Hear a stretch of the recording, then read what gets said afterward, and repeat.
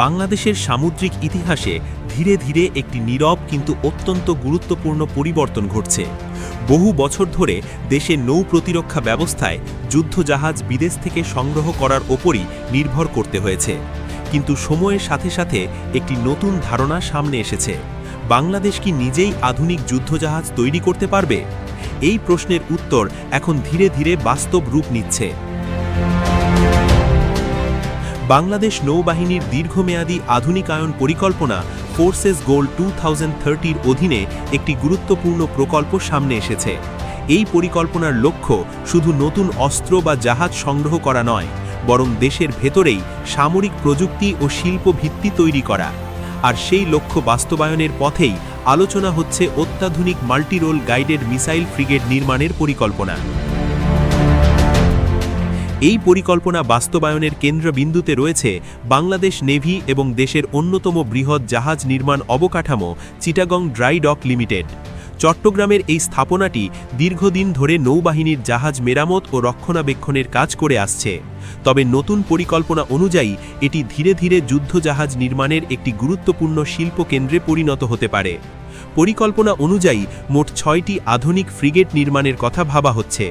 এগুলো হবে multi role frigate, অর্থাৎ একটি জাহাজ একসাথে কয়েকটি গুরুত্বপূর্ণ দায়িত্ব পালন করতে পারবে: সমুদ্র টহল, আকাশ প্রতিরক্ষা, সাবমেরিন পর্যবেক্ষণ এবং আন্তর্জাতিক সমুদ্র পথে নিরাপত্তা নিশ্চিত করা। প্রতিটি জাহাজের ওজন আনুমানিক 4000 থেকে 4500 টনের মধ্যে হতে পারে, যা বাংলাদেশের বর্তমান নৌবহরের তুলনায় বেশ বড় এবং প্রযুক্তিগতভাবে উন্নত। এই জাহাজগুলোর অন্যতম বৈশিষ্ট্য হতে পারে স্টেলথ ডিজাইন। স্টেলথ প্রযুক্তির মূল উদ্দেশ্য হল জাহাজকে এমনভাবে তৈরি করা যাতে রাডার সিগন্যাল কম প্রতিফলিত হয়, ফলে দূর থেকে শত্রু রাডারে সহজে ধরা পড়ে না। আধুনিক নৌযুদ্ধে এই প্রযুক্তি একটি গুরুত্বপূর্ণ কৌশলগত সুবিধা হিসেবে বিবেচিত হয়। প্রতিরক্ষা বিশ্লেষকদের মতে এই ফ্রিগেটগুলোতে থাকতে পারে উল্লম্ব মিসাইল উৎক্ষেপণ ব্যবস্থা বা VLS ব্যবস্থা। এই প্রযুক্তি ব্যবহার করে একটি জাহাজ থেকে একাধিক ধরনের প্রতিরক্ষা মিসাইল ব্যবহার করা সম্ভব হয়। এর ফলে জাহাজটি আকাশপথে নজরদারি এবং প্রতিরক্ষামূলক সক্ষমতা অর্জন করতে পারে। এই প্রকল্পের একটি বিশেষ কৌশলগত দিক হল এর ধাপে ধাপে বাস্তবায়ন পদ্ধতি। পরিকল্পনা অনুযায়ী প্রথম দুটি ফ্রিগেট বিদেশে তৈরি হওয়ার সম্ভাবনা রয়েছে।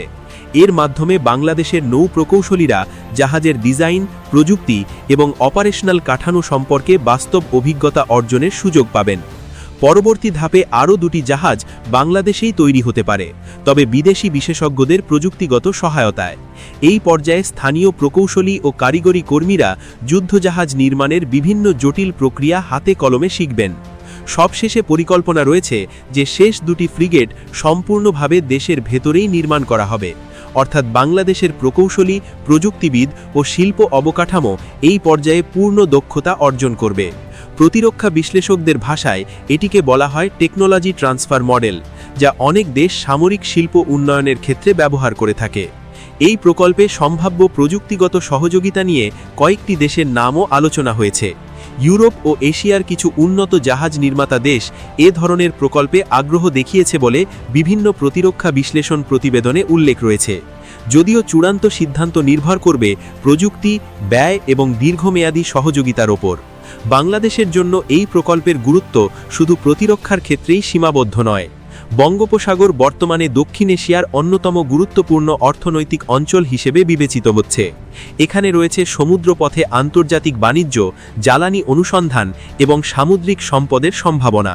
ফলে এই অঞ্চলে স্থিতিশীল উপস্থিতি বজায় রাখা অনেক দেশের জন্যই গুরুত্বপূর্ণ। বাংলাদেশের নিজস্ব সামুদ্রিক অর্থনৈতিক অঞ্চল প্রায় 1,18,000 বর্গ কিলোমিটার। এই বিশাল সমুদ্র সীমা পর্যবেক্ষণ ও নিরাপত্তা নিশ্চিত করতে আধুনিক নৌবাহিনী অত্যন্ত প্রয়োজনীয়। বিশ্লেষকদের মতে নতুন প্রজন্মের ফ্রিগেট যুক্ত হলে দীর্ঘ দূরত্বে টহল দেওয়া, সামুদ্রিক সম্পদ রক্ষা করা এবং আন্তর্জাতিক সমুদ্রপথে নিরাপত্তা নিশ্চিত করার সক্ষমতা আরও শক্তিশালী হতে পারে। অর্থনৈতিক দিক থেকেও এই প্রকল্পের সম্ভাবনা গুরুত্বপূর্ণ। একটি আধুনিক যুদ্ধজাহাজ বিদেশ থেকে সরাসরি কিনতে গেলে বিপুল পরিমাণ বৈদেশিক মুদ্রা ব্যয় হয়, কিন্তু দেশে তৈরি হলে সেই অর্থের একটি বড় অংশ দেশের শিল্প খাতেই বিনিয়োগ হিসেবে থেকে যায়। পাশাপাশি তৈরি হয় দক্ষ প্রকৌশলী, প্রযুক্তিবিদ ও কারিগরি কর্মী।